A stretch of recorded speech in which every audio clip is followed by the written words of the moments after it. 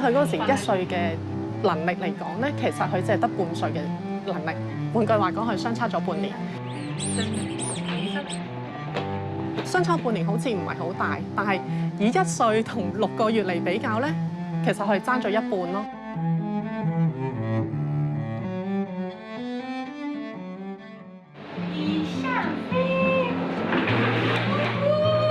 最初對職業治療嘅認識就係知道係小肌肉嘅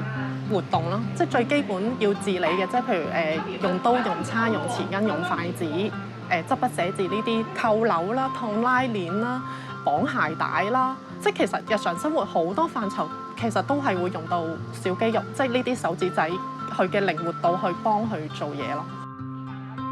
謙謙今年6歲，有整體發展遲緩嘅問題。佢嘅肌肉張力比較弱，令到好多動作，例如寫字、揸刀叉，都要唔少嘅練習。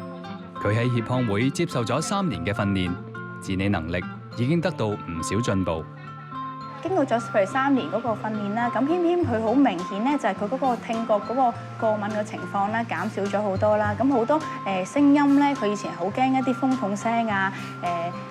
洗衣機聲啊、啲機械嘅聲音嘅，咁佢而家個接受程度都大咗好多。咁同埋經過咗3年嘅訓練啦，佢嗰啲大小肌肉啦、耐力啦、協調啦等等都進步咗好多咯。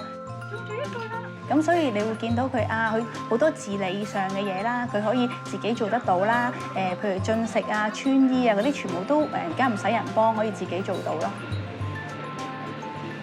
當然開心啦，係啦，即係意味着佢呢個動作佢做得到，咁佢可能可以做一啲高層次啲嘅動作同埋訓練，咁佢對佢日後即係譬如佢自己要照顧自己啊，或者將來讀書寫字啊，咁都即係有翻啲盼望咯，係啦。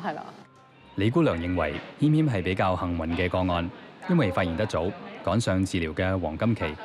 但係好多有特殊需要嘅小朋友就未必咁好彩。我自己好深體會，因為由佢發現到排隊入嚟特殊幼兒中心咧，其實係等咗2年。佢係算係好彩，因為佢1歲嗰時候發現，咁佢排咗2年，佢都係3歲，咁都可以有3年喺幼兒中心嗰度接受訓練。小朋友啦，嗱，如果你即係遲啲去幫佢嘅話咧，佢嘅問題會越嚟越複雜，越嚟越難搞噶啦嚇。咁你去到佢個問題好難搞、複雜嗰陣時，其實個小朋友咧，佢已經係可能過咗一個即係階段啦，成日俾人哋鬧佢啦，話佢唔得啦，話佢蠢啦。咁個小朋友其實喺佢成長過程裏邊咧，好多失敗經驗。我覺得即係其實政府可以花多啲資源，就係喺呢一班小朋友身上。其實對佢哋長遠嚟講咧，其實係少咗一個負擔嘅對社會。因為佢6歲之前可以有一個適切嘅訓練，基本上佢可以同平常人一樣，甚至可以出嚟做嘢，或者唔會少咗一個負擔咯。啤梨係。謙謙咧，雖然佢係一個有特殊需要嘅小朋友，但係咧，佢性格係好樂天嘅。我成日都會睇佢咧，佢係一個接咗翼嘅天使，佢未係太適應而家呢個凡間嘅生活，所以佢要比一般人咧要長啲時間去適應。每一個孩子喺父母心目中都係最特別，都係最寶貴咯，都會繼續努力啦，